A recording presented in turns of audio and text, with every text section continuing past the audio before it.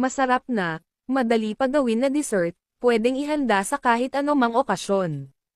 Gagamit tayo ng isang sachet na mango gulaman, kalahati cup na cornstarch.